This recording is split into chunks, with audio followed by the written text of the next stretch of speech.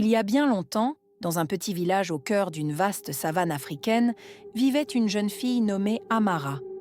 Son nom signifiait « grâce », mais le destin qu'elle portait en elle semblait tout sauf gracieux.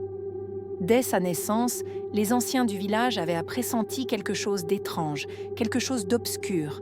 Les sages disaient que sa lignée était maudite, qu'une ancienne entité habitait son sang. Malgré cela, Amara grandit comme une enfant joyeuse, ignorant la malédiction qui pesait sur elle. Son rire résonnait à travers les cases du village et ses grands yeux noirs brillaient comme les étoiles. Mais tout changea le jour de ses 12 ans.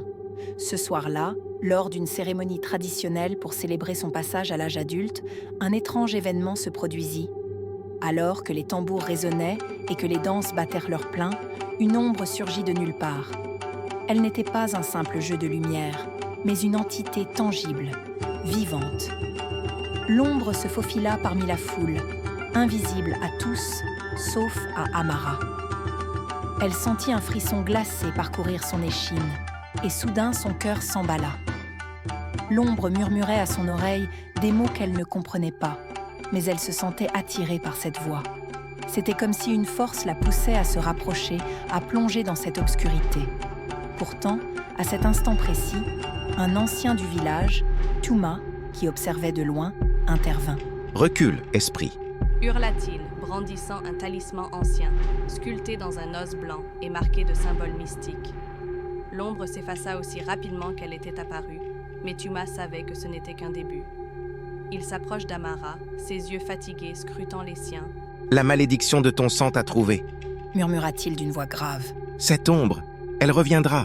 Elle veut te posséder. » Touma raconta à Amara l'histoire de ses ancêtres. Il y a plusieurs générations, sa lignée avait conclu un pacte avec une entité obscure, un esprit des ombres qui vivait dans les profondeurs de la terre. Cet esprit avait promis richesse et prospérité à la famille d'Amara en échange de quelque chose de précieux, le premier-né de chaque génération. Pendant des années, les ancêtres d'Amara avaient tenté d'échapper à ce pacte, mais l'esprit des ombres réclamait toujours ce qui lui était dû. Amara, première-née de sa génération, était maintenant la cible de cette entité. L'ombre voulait l'emmener dans son royaume, la séduire pour qu'elle devienne l'une des siennes, régnant sur un monde d'obscurité. Effrayée mais déterminée, Amara demanda à Touma ce qu'elle pouvait faire pour se libérer de ce destin funeste. « Il y a un moyen, » dit Touma, le regard sérieux. « mais il est dangereux. Tu devras affronter l'esprit des ombres dans son propre monde. Si tu réussis, la malédiction sera brisée pour toujours. Mais si tu échoues, tu seras à jamais perdu. » Les nuits qui suivirent, Amara fut tourmentée par des cauchemars. Dans ses rêves, l'ombre la séduisait, la faisait danser dans des paysages désolés, la plongeait dans des rivières d'encre noire où elle se noyait. À chaque réveil, elle se sentait de plus en plus attirée par cette obscurité. Un soir, alors que la pleine lune éclairait le village, Amara prit la décision de partir. Elle n'en pouvait plus de vivre dans la peur. Elle se rendit au Marigot, là où, selon les légendes, le voile entre le monde des vivants et celui des esprits était le plus mince. Avec le talisman de Touma autour de son cou, Amara entama un chant ancien, une prière que sa grand-mère lui avait enseignée. Elle savait que cela ouvrirait la porte vers le monde des ombres. Le Marigot se mit à bouillonner, l'eau noire tourbillonnant sous ses pieds.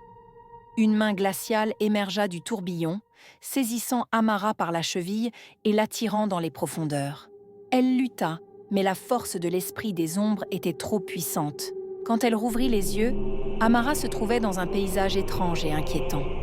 Le ciel était d'un noir profond, sans étoiles ni lune. Des arbres déformés s'étiraient autour d'elle, leurs branches semblant vouloir la saisir.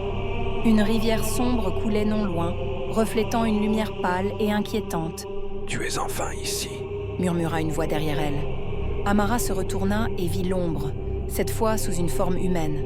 C'était un homme grand et mince, avec des yeux brillants comme deux braises ardentes. Il souriait, mais ce sourire était froid, calculateur. « Tu m'appartiens, Amara. Viens avec moi, et je t'offrirai tout ce que tu désires. » Amara se sentit vaciller. L'ombre avait un charme irrésistible, une puissance hypnotique.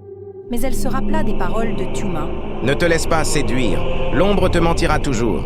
Je suis venue pour briser la malédiction. Déclara-t-elle, sa voix tremblante mais déterminée. L'ombre éclata de rire. Personne ne peut briser ce qui est scellé depuis des siècles. Soudain, l'ombre se jeta sur elle, ses bras se transformant en longues tentacules noires, cherchant à l'envelopper. Amara sentit le froid la paralyser, son cœur s'emballait. Mais elle se souvenait du talisman de Tuma. Serrant l'amulette contre sa poitrine, elle prononça une incantation qu'il lui avait apprise. Une lumière dorée jaillit du talisman, repoussant l'ombre. Mais cela ne dura qu'un instant.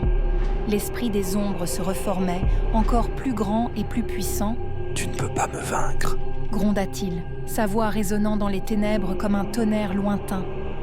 Amara savait que la lumière seule ne suffirait pas. Elle devait faire face à sa propre peur, à l'obscurité qu'elle portait en elle. Fermant les yeux, elle plongea profondément dans son esprit, cherchant la force enfouie en elle. « Je ne suis pas à toi ?» murmura-t-elle. À cet instant, une chaleur immense envahit son corps. Ses souvenirs, son amour pour sa famille, son désir de liberté, tout cela se manifesta en une vague d'énergie. Elle ouvrit les yeux et une lumière éclatante jaillit de son cœur. Une lumière si intense qu'elle illumina tout le royaume des ombres. L'entité hurla de douleur, se dissipant dans un nuage de fumée noire. La lumière d'Amara grandit encore, éclipsant toutes les ténèbres autour d'elle. Et puis, tout disparut. Amara se réveilla au bord du marigot. Le soleil se levait, baignant le village dans une douce lueur dorée. Elle se sentait différente, libérée. La malédiction était brisée. De retour au village, elle raconta son aventure aux anciens. Tuma hocha la tête avec satisfaction.